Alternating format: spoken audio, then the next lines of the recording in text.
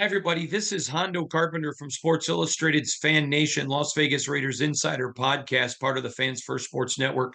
Going to talk to you today about what happened in the Josh Jacobs situation. I'm also going to give you an update on what I'm hearing on Jimmy Garoppolo's health, and just give you kind of a broad overview of what's going on as the Raiders look to start training camp. Obviously, this weekend, the younger players will arrive, veterans on Monday, and we'll get going. So we reported to you after the season that the Raiders would use the franchise tag if a long-term deal could not be established, and that's exactly what happened. We also told you that both parties had commonality of interest. They wanted to keep the relationship going. The Raiders respect Josh. They love Josh. They don't just respect him, they love him. And Josh has great respect and love for the Raider organization and Dave and Josh. The problem was how do you define a long-term deal? That is the biggest scenario involved, is how do you define what is a long-term deal? And so both parties knew what they wanted, what the juxtapose was. The Raiders had made some initial headway, and then they made their final offer. I'm told, I've heard late Friday night, early Saturday morning, so semantics. And it was a dual offer. It was, hey, we'd be willing to do this, or we would be willing to do that. It was not what Josh Jacobs and his people wanted. And so even though the deal was closed, I mean, Josh was in the parking lot hanging out with Max Crosby at the signing deadline. And but they were not able to make it come together. They were not able to make it work. So as I have reported for months, everything's kind of flown the way I thought it would flow, the way we told you it would flow. I thought it was a low percentage chance that a deal would get done, and it didn't. All indications are that Josh won't be there when training camp, but to readers of us at Raiders Today and people who listen to the podcast, that doesn't surprise any of you. That's not anything new to you. I've been telling you that. But they fully expect him to be there when the season starts, to be there in Denver, and that he'll play under that franchise tag, which is just over $10 million. So that's where the situation sits. Now, fans are obviously allowed to do whatever they want, and I've never one time thought it was my job nor my purpose to tell you what to do. But what I will say to you is a lot of people were freaking out on social media. I saw people texting at Josh, this is what happened to Marcus Allen, you need to leave, whatever. And you're welcome to do whatever you want. However, I want to approach this from a little bit of a different angle. And I'm going to just give you a different perspective. The Raiders absolutely love Josh. But they are going to be here, Josh McDaniel and Dave Ziegler. And I know a lot of fans don't want to hear this, but they're going to be here long term. So they have to make business decisions. In the past, you saw the Raiders overpay people that they really liked. So let me give you an example. I was one who was tapping the brakes on Darren Waller and telling people I'd be a little careful there. I'd be a little careful. And fans, you got to sign Darren. What are you thinking? What are you thinking? Well, they signed him, and he wasn't healthy. He didn't produce, and he's in New York today. And you can really love players and love them as people and care about them. But Josh McDaniels and Dave Ziegler don't get that privilege. They're on a salary cap. And so they have to look and say, okay, if we pay this guy this, where are we taking the money from in our cap? And if we budget X amount of dollars for running backs and we feel like with this amount of money, we can get a productive running game. And you have to remember, teams don't care if they do it by committee or an individual person. But when you put all your eggs in an individual person's basket, you're going to have to deal with injuries. You're going to have to deal with what happens, whatever. What happens if there's an injury? What happens if they struggle for a reason? Whatever. And so the Raiders were different than the Raiders of the past. They were not willing to go above a certain place to pay. And, Do I think Josh was disappointed? Sure, I do.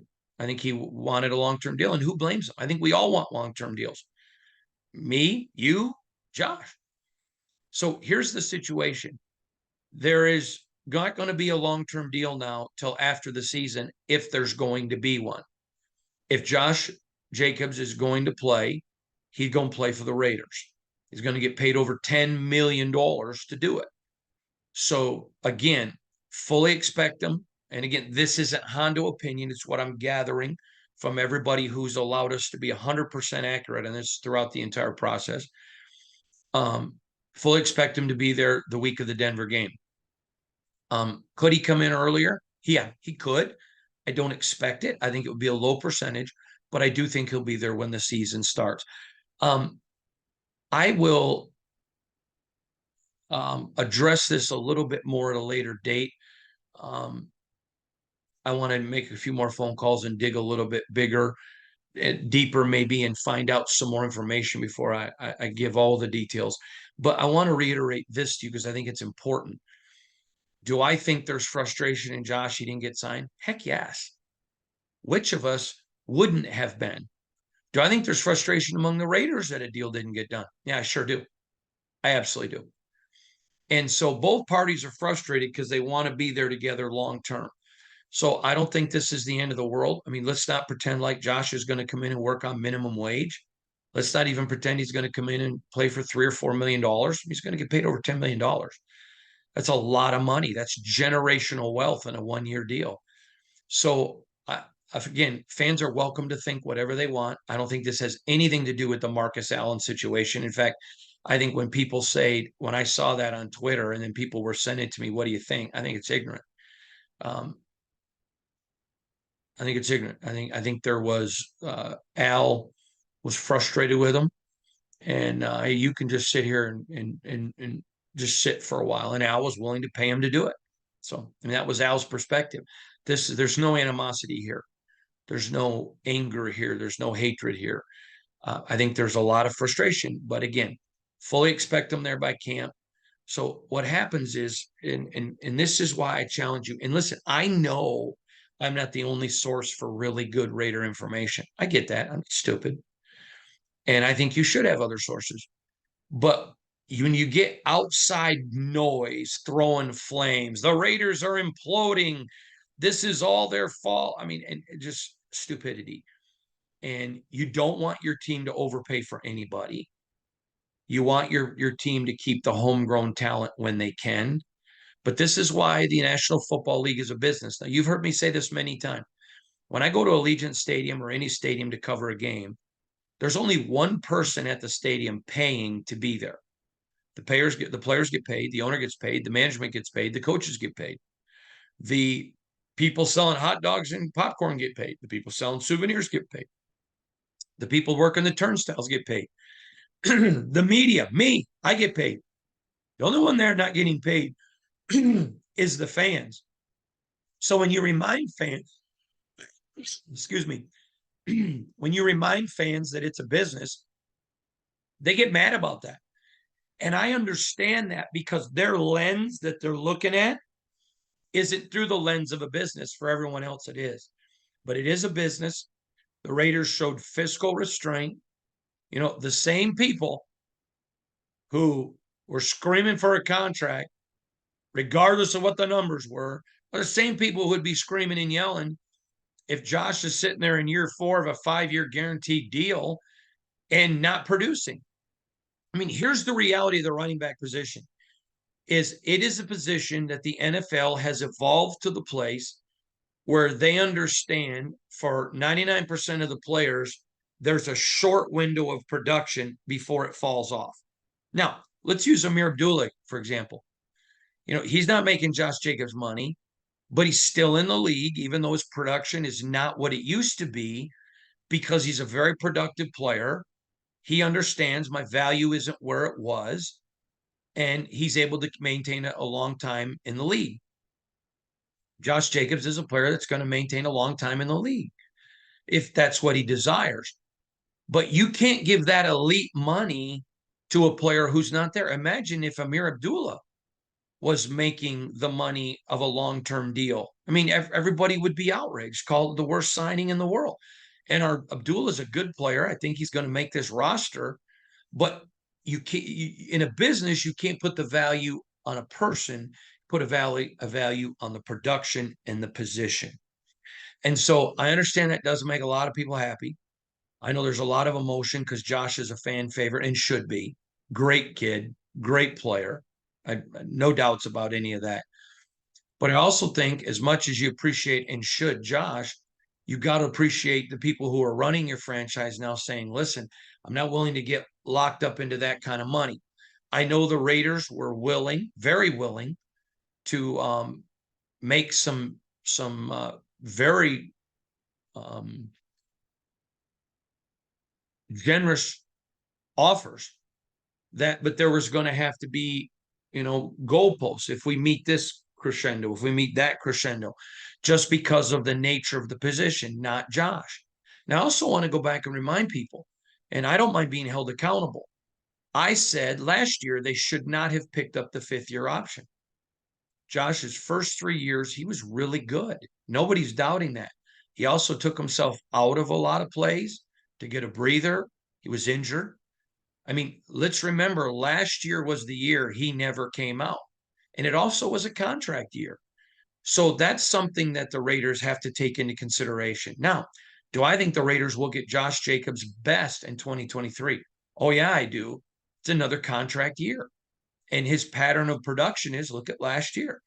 Again, the first 3 years were good years. I don't think they were worth what the 5th-year option would have cost them. But year 4 was great. Now he's on the franchise tag. And if Josh chooses not to sign it, you need to understand he's not going to play and he's not going to get paid. Josh doesn't have any leverage here. And so the Raiders knew what they were willing to do, were willing to make a couple of different offers. Hey, what about this? What about this? What about a straight contract? What about a straight contract, but with some incentives for more? That wasn't what Josh and his people wanted. And there's nothing wrong with that. They're not bad people. They made a business decision too. I've seen some people kind of go at Josh. Well, that's ridiculous. He's a businessman. His agents are business people. They made business decisions. But the fact is, in the current National Football League, with the lifespan of the majority of running backs, with what happens with a running back, you have to use extreme caution. Now, I was on a couple of national radio shows recently, and they asked me, what do you think the message is to running backs? Play a different position. The people aren't afraid of stepping up at other positions and giving that money, but getting that second long-term deal is difficult. And it's just the nature of the business. It's the nature of where the whole thing rests and reside. And it's where it's at right now. Now, one other thing I think that's very important to point out and to talk about is I don't think either party's wrong. Both parties have their interests, and both parties need to negotiate this through. So I think people ripping Josh are ridiculous. And I think people ripping the Raiders are ridiculous. It's just a business decision that they're trying to come to. I mean, remember, there are very few Emmitt Smiths. There are very few Barry Sanders. There are very few Walter Paytons. There are very few running backs that stay productive over a long period of time. Now, we know there are guys who do that, but it's so limited that people have to be extremely careful when you're running a franchise with a salary cap on how you invest. So again, just to recap it all super quick, nothing happened yesterday that my readers were not aware of and not prepared for. The throwing the gasoline on the fire from some of the media was maybe national people who don't care, and they love to get Raider Nation because Raider Nation is so voluminous that they can go ahead and get you guys riled up and click, click, click, click, click. But the reality was there was nothing there that surprised anyone. I think people were hopeful. Fans, Raiders, Josh, were hopeful that a deal could get done. I don't know that optimistic was the word, but I think there was hope, but just wasn't going to happen. It wasn't going to be there. So that is the situation that they find themselves in today. There's not a lot of panic, not a lot of anger. Now, I'm going to tell you another thing. If I was Josh, I would sit out because Josh is in great shape. He's a hard worker. It's not like he's sitting at home eating bombs and smoking Pall Malls. I mean, he's working. He's in great shape. He's taking care of himself. So when he gets there, he's ready. He already knows the offense. He's ready. And I think this is good for Zamir White. I think this is good for several of the young running backs. They're going to get a lot of chances in preseason. I would caution people not to overreact, but let those young players get those reps. I'm going to be watching it very close. I'll be bringing you camp updates all the time, telling you what's going on in camp, giving you my analysis, my thoughts, where everything is. So just, I would caution you that understand, do you want them under contract, a long-term contract? Yes. Should you be panicking? No, no panic at all. And I think there could be some upside for the organization. And I think there could be some upside for Josh. You know, I mean, he can go back to Alabama, go back to his home, go back to, Oklahoma, wherever that may be, work out there. But Josh is the consummate professional.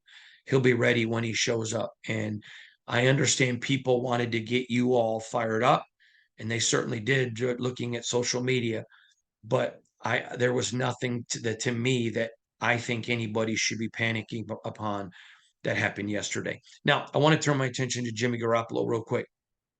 I have not been with Jimmy, but I can tell you this. I've spoke with multiple people who have, including his teammates. There is no concern on anyone I'm talking to that Jimmy isn't going to be ready. He's going to be quarterback week 1. And they are going to proceed very cautiously because he knows the offense and they know what he can do. So they're going to be super careful. And that's wise. That's smart. They're going to be super, super careful. But again, no one has even, and let me just say, I talked to somebody this morning and I asked them, I said, when have you been with Jimmy in the last week? Or maybe it wasn't the last week, it was recently, I think is the term they use. I apologize. I want to give you 100%. I said, what do you think? Zero worries. I said, okay. And there are people that have always given me great information. So I don't see any concerns. Tyree Wilson. Now I'm going to tell you this. Every indication I'm getting is they're going to bring him back super slow, super, super slow.